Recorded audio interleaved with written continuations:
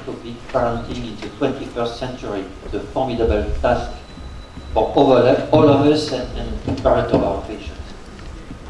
That's what we are going to listen to you very carefully.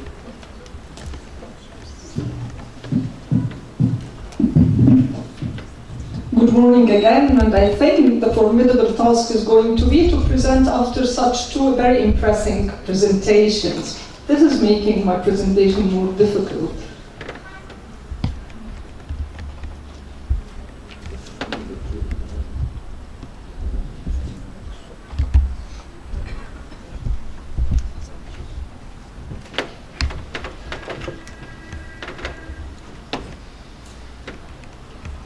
So I'm hoping to cover why I believe the parenting process in the 21st century is going to be a formidable task, touching on points related to parents and child, highlighting the need for a paradigm shift, and then few take-home messages.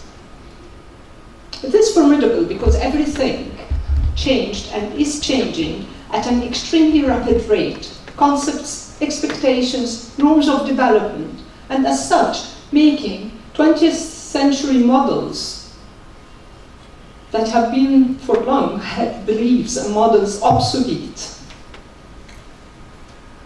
The conceptualization of children has changed. What we expect of children and what they expect from adults has changed. They are entitled to what they want and not grateful for what they get, is a comment we often hear, at least here in this part of the world. What parents expect from themselves and what they are expected to offer by the society and their children has and is changing dramatically. The major challenge, I believe, is that what they experienced as models for parenthood when they were growing up no longer applies. Consequently, what is expected from professionals has changed. Their role is facing new challenges dictated by changes in the expectations and needs of society, children, and parents, and the demands of technology. For the sake of this presentation, when we say parents, we will mean both mothers and fathers. Thanks to the pioneers of the 20th century, the role of mothers and their relations with children, attachment and beyond, has been comprehensively studied. But what about fathers? Again, according to the 20th century Bowlby, fathers are useful. They provide for moms, they support moms emotionally, so that moms are able to devote themselves to looking after their children. So, unlike motherhood that is defined in terms of mother's relation to the child, the father role is defined by his relation to the mother and as being the breadwinner. By the end of the 20th century, a lot of fathers felt they are second-class citizens in the life of their children, or at best, an additional attachment figure. Is this going to carry on in the 21st century? Apparently not. Things are changing. Why? Because fathers are no longer the sole breadwinner, but co-breadwinners. Because of the escalating divorce rates, that I think is global now, fathers outside the constitution of marriage see their children, and as such they need to pick up skills on how to relate to their children, not only without the mother's help, but also without her presence. Those still within the constitution of marriage, I think, had better think about how to do things differently. So by the 21st century, the issue of equality is taking the upper hand. But fathers are asking for equality and not sameness. Fathers are not mothers, although the same principles of care apply. However, fathers do it in a very different way. And yes, it is working. Children do seem to benefit from different models of care. So we can say that there is a new pattern of fatherhood emerging, where fathers are directly involved in the care of their children without the mothers being in between, and they are involved, providing quality, not contact. Child. We are always working with children. Everybody is saying children have changed. They have changed. Have they? And more challenging, have their patterns of development changed? It seems that in the 21st century, an important change is the valency of the components of the parent-child dyad. Parents come to seek advice. We are not talking about diagnoses. We are not talking about illnesses. We are talking about relationships. So they come complaining that their children are stubborn, they are defined, and effectively in charge. So in a way, parents are coming asking for empowerment. Should we help? Can we help? We always say we are working with moving targets because children are always changing in what is called process of development.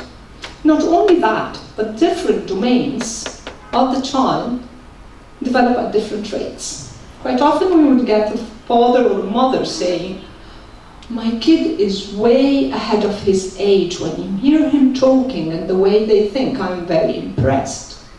And then the child will act emotionally his age. So parents logically ask, with whom should I interact? With the cognitively 7 or the emotionally 4? And here again, we need to help. I think as professionals as well, we're starting to ask ourselves often, are the norms of development that we have studied in the 20th century still applicable? Are children developing differently? I think yes, it is expected, especially that they are developing in the cyber age. When everybody has access to the same source of knowledge, I bet that younger means quicker and more efficient. Who needs to ask who?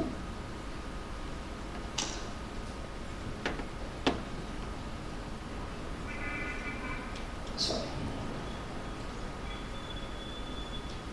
And what is happening to spoken language here? Do they need to talk to each other?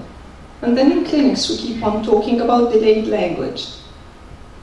Can we ask which language? I think it's the 20th century language, but with the 21st language. They don't talk yet, so which delay?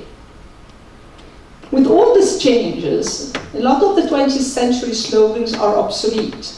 I don't think that a parent saying, because I say so, is abiding or convincing anymore. And definitely it will not be palatable in the 21st century to attribute an illness to a refrigerator mother or a schizophrenic mother. Would you agree that in view of all these changes, the field needs a paradigm shift? There are several components that need to change. And actually, the model offered by the Touchpoint Center of the Brazelton seems very effective here. I think we need to change from a deficit model to a positive model. Our profession so far has been haunted by looking for deficiencies. Time for a shift. A move from focus on the child and family deficits to a focus on their positive attributes. A proactive focus on child and family competencies seems essential. The second dimension is that of development. The conception of development that imply a gradual accomplishment of universal milestones needs revision as well.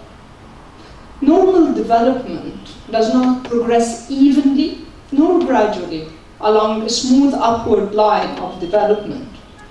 Actually, development proceeds in spurts and plateaus, denoting rapid growth and phases of gradual growth. It's not continuous. The rule is to be discontinuous. It is discontinuous with normal phases of disorganization. Typically, before a period of rapid growth, there is some turbulence. I will give an example from early childhood. So if we have a baby of 10 months or 11 months, and the baby discovers he can pull up himself and stand, what happens? Everybody is rejoicing, everybody is so happy. And he is very proud of himself, of course. He's standing like everybody else, every adult around him. Once and again, and everybody is rejoicing and applauding. Then one night, middle of the night, the baby gets up, holds to the rails of the crib, and here we go. He's waiting for the applause. Very proud. What happens? Mom rushes there to put him back to sleep. Now this is a very different reaction, isn't it? No, I'm not sleeping. I want the reaction, I want the applause, I want the rejoice. Now Mom becomes very tense and anxious because she can't imagine we are back to the phase of sleepless nights. And what has happened? What have I done wrong?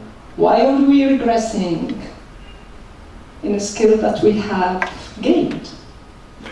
So we end up with a fussy child, frustrated and maybe an angry mother, instead of having a smooth acquirement of a new skill.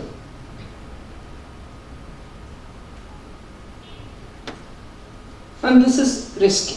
Why?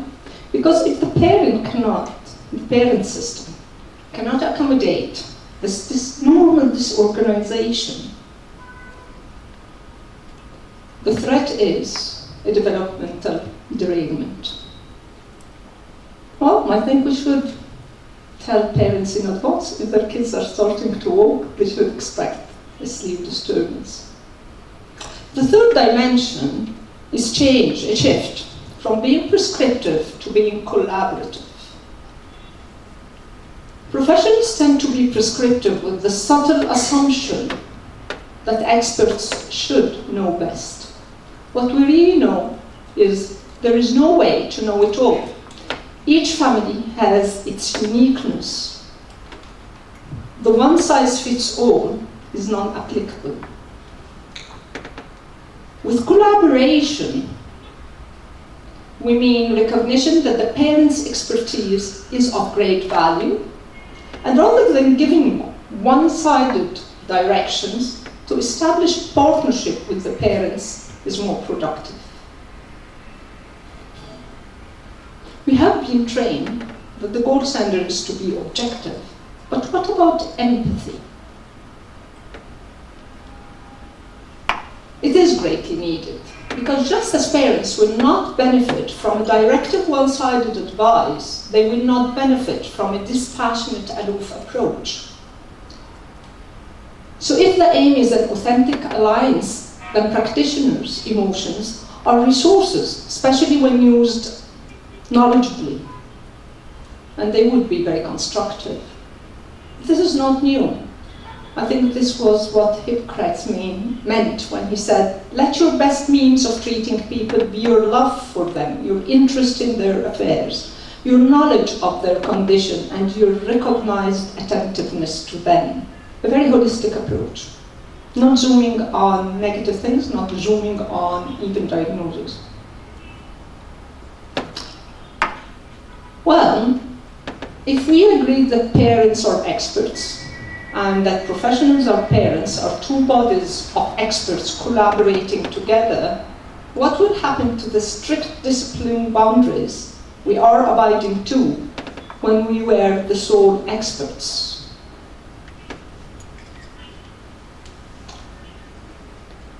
Is there room for flexibility in our profession? Can we consider an alternative way of practicing?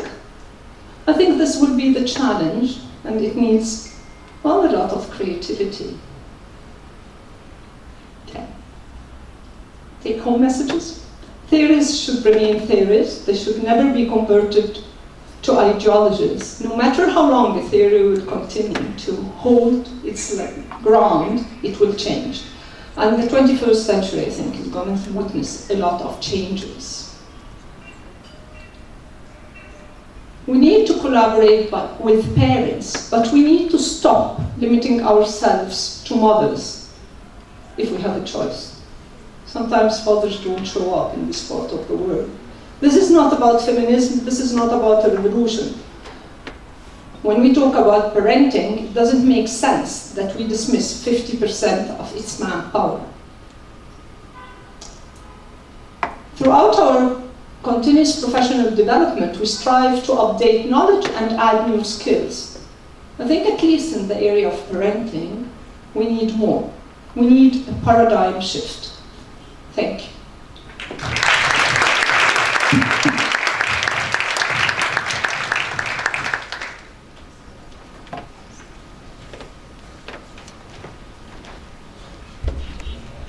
I kept the thought. Thank you, Suat. This was amazing.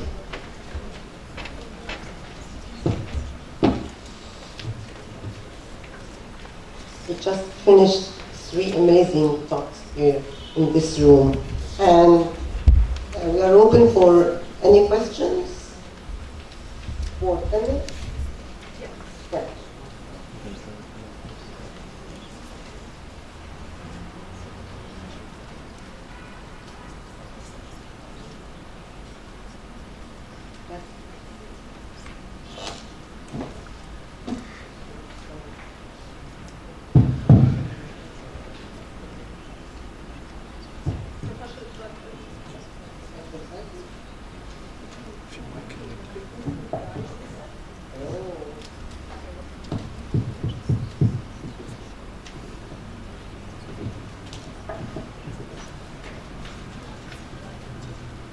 Could I, Harry Zeichman, can I just raise something that we might want to look at? Reference has been made to the problems of diagnosis. And I hope everybody is aware that some diagnoses are concepts. Pneumococcal pneumonia tells us what the cause, etc. is. But many psychiatric diagnoses are operational definitions. They simply describe what you see, and we should be very careful and very aware. I'm asking this as a question, should we be very careful and aware to say that these are almost certainly heterogeneous, and we should look for the differences if we are going to get our response correct. I hope that makes sense. Yes, thank you for this question, which is a very old question within the field of psychiatry. And I have thought a lot about it, and I am much more skeptical about the differences between psychiatric diagnoses and diagnoses outside psychiatry. I would just give you 2 examples. The first one, traditionally, a disease is a syndrome which can lead to a prognosis, a treatment, and with an etiology. And there is quite a consensus between countries about that. Sometimes there is an addition of the word lesion, and this is not the case in general. But do you know the etiology of acute leukemia? There is no etiology of acute leukemia at the moment. And anyway, people will never say that acute leukemia is not a disease. It is a disease. And on the other way, nowadays in psychiatry, we have, for most disease, some kind of etiologies, whether they are psychodynamic or neurobiologic. And so I think that the differences between psychiatric disease and organic disease at the moment are mainly sociological, more than objective on a clinical point of view. Because psychiatric diseases are related to the mind, we are embarrassed to say that they are disease. But when you see exactly the criteria, and the other example is about infectious disease. Traditionally, we say tuberculosis is due to germs, and there is a cause, and in mental disorder we have not that. But in fact, in tuberculosis, there is a genetic vulnerability, and there is also an environmental vulnerability. And the germs, in fact, is not a cause, but a necessary condition.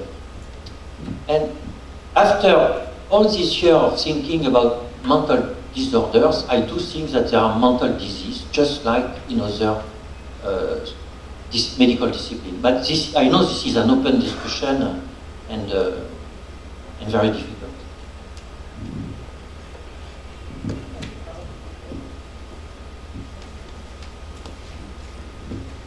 morning. Thank you for this excellent presentation. I would like to ask Dr. Clark. In your trial about body dysmorphism disorder, you presented something that is, for me, very similar to how you treat OCD disorder.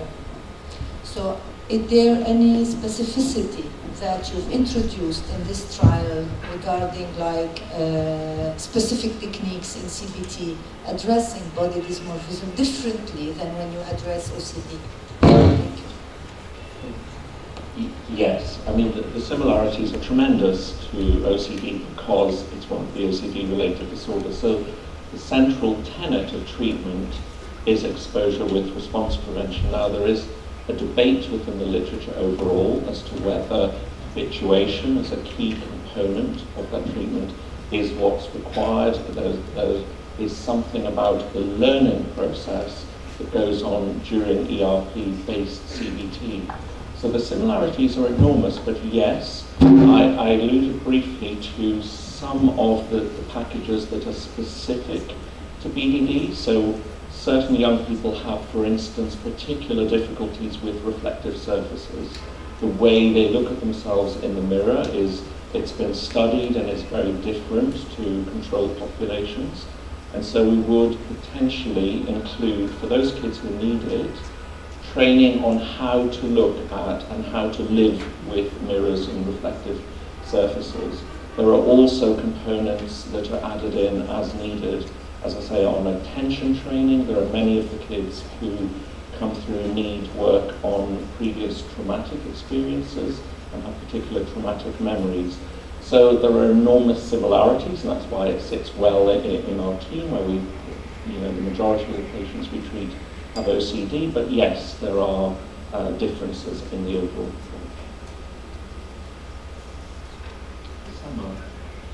Always. Thank you very much.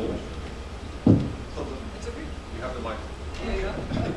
So I actually have two questions. First question for Dr. Musa, and again, thank you for all the speakers. I really enjoyed the presentation. One is about parenting and the cultural aspect of parenting. One challenge I face as a practicing physician in the U.S. when I see people who are say from the Middle Eastern region, or other regions of the world, like Hispanic populations, is the use of physical discipline. And while in the U.S., if anyone just touches a child, we are supposed to report. I understand that's not the case in other cultures. So how do you see this issue evolving in kind of the Egyptian content, the use of physical discipline, and at what point is it discipline, at what point is it abuse? And then, so that's the first question. The other question for Dr. Falasard, you have very thought-provoking ideas about the future of our field and how it's evolving. One question I have for you is, how do you think we as psychiatrists should position ourselves in the broader mental health field? So you mentioned Boston a few times as one of the areas with the highest concentration of child psychiatrists in the world, but still there's a shortage even in Boston. And what we're seeing happening in the US is psychiatrists being very limited to medication management, but not even enough for that, where there are nurse practitioners now who are licensed and they work in medication management, and we're seeing also psychologists in the US and some states gaining prescribing rights. So where do you see us, should we stick to our medication part and try to do a better job with it, or should we shift somehow? You need 1 hour. I think it's a very important question, the one you are asking, especially when we are teaching. So when is it discipline and when is it abuse? Yes, because I think it would be different from one culture to another, even within the Egyptian society, we may say that. We know that this is a way of discipline in our culture.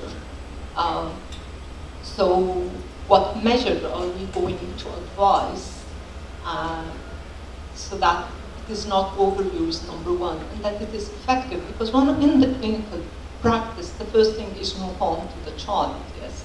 If children grow up in a society where this banking and so on is happening, I think it would be very interesting to do research and see how children see them. I would like to know from the children themselves, rather than impose as a professional.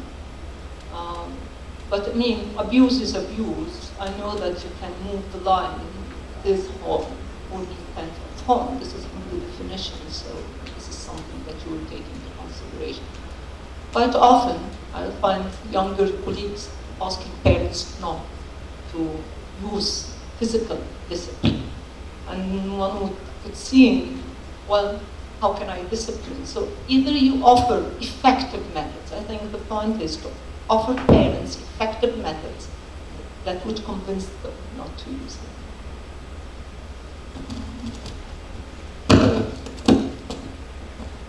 I will not thank you, Isha, for your question. No, I think, well, to be short, of course it depends on the country where you live. I will just give you an example. In Germany at the moment, it is more difficult to become a psychologist than a psychiatrist. And the way that psychologists are educated is amazing. And of course, in many other countries, in mine, for instance, this is completely different. So that shifting cannot be the same according to country. But anyway, I have some direction in mind. First, obviously, only psychiatrists have the global picture of somatic comorbidities, which are often an important part of our job. And of course, psychologists are not trained for that, and other disciplines are not trained for that. So the picture about the kid is not only a mind, but a brain and a body with organs. This is something which is real psychiatry. The other thing is that psychiatrists have an authority that is given by the society. Adult psychiatrists can lock people in hospital. And we have also this authority on patients. And this makes the difference between psychiatrists and psychologists. And so we have more authority to say to parents, no, you do not consider the problem enough.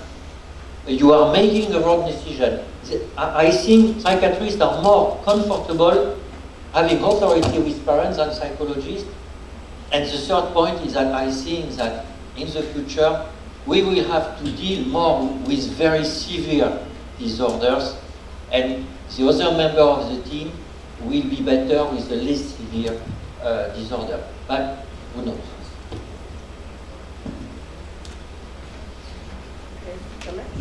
Right. And maybe adding to the more senior you are as a child psychiatrist, you have more authority with the fathers. You can tell them off as well. Bruce, just a question really regarding the individuals who had dysmorphic beliefs regarding their nose. Is it related to the nose being a phallic symbol? Is it also related to, because the nose, I had a patient where the nose, the nose does change shape at adolescence. And is it also related to gender issues at that time, which is quite crucial in adolescence as well? I'll start at the end, because that's the bit that's a little easier to answer, in the sense that people have looked at particular features, body image features, and looked across genders, and they seem to be fairly well matched, but not in all populations. So for instance, I mentioned the group in Iran. There's a very good group in Iran where within that culture that eyes and nose, because of its prominence with the way that females present themselves within that culture, it's much more salient and much more common for the image concerns to be focused on the central part of the face. That's the only piece of the face that's very often seen within that culture. So culture has an important impact. But within the UK and North American culture, the concern regarding nose, for instance, is fairly evenly distributed. Now on to the more difficult part of your question regarding phallic symbol. I just don't know. It's not something that's been well written about. There's a long history of psychoanalytical theories applying to the broader group of OCDs, but very much more typically focused on OCD. There's not a lot of psychoanalytical writings around BDD as such. However, our twinned service, we're twinned with the clinic at the Karolinska Institute, and they've done a very, very detailed piece of work looking at environmental factors which influence the disorder. That's not precisely to answer your question, but in essence they were unable to find any key influences that cause the disorder, and that included actually traumatic experiences in early life events. So the jury's out to the causology. The one thing I think it's really important to keep in mind when treating any of the OCD and related disorders is that ultimately the etiology doesn't govern the treatment. The treatment is very focused in the here and now.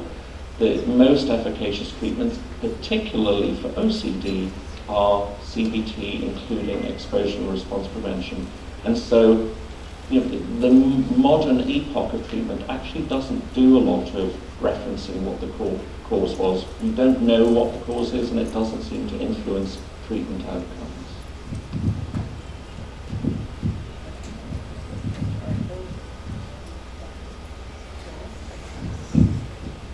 I took time for coffee. Thank you very much all.